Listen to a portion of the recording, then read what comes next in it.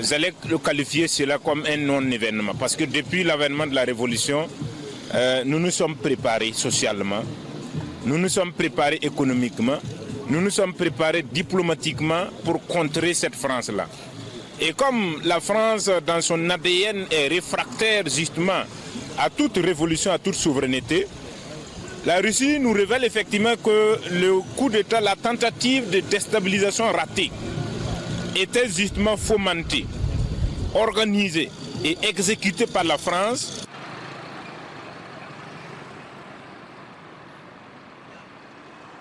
Qu'elle se réveille, cette population française. Que Macron sache et toute sa politique de cet ordre mondial, que l'Afrique n'est plus effectivement son terrain des œufs.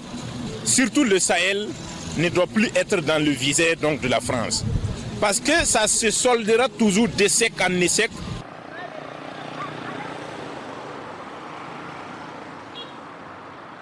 Macron, il a déjà essayé presque toutes ces stratégies. Donc lui, actuellement, il est dans une gymnastique de désespoir.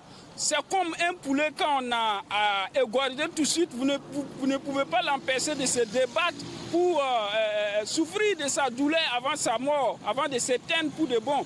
Et donc c'est un peu ce que Emmanuel Macron est en train de se faire. Ils sont dans une dynamique de mépris et d'arrogance vis-à-vis des autres peuples. Ils ne peuvent jamais s'imaginer que ces peuples-là puissent leur tenir tête, puissent les contrer et pouvoir en tout cas s'arracher leur liberté.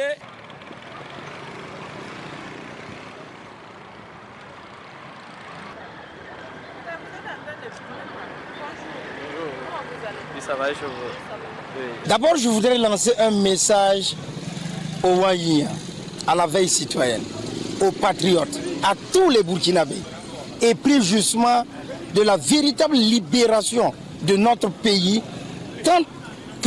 tant militaire, économique, politique, industriel, tout ce que vous voulez, ce qui va nous donner le véritable épanouissement, de se mobiliser, d'être vigilants.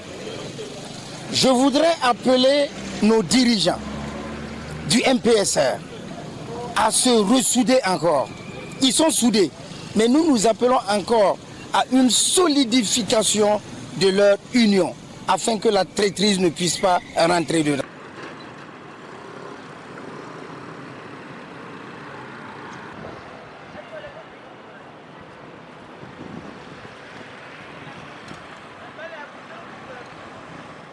Jelajahi cara baru mendapatkan informasi. Download Metro TV Extend sekarang.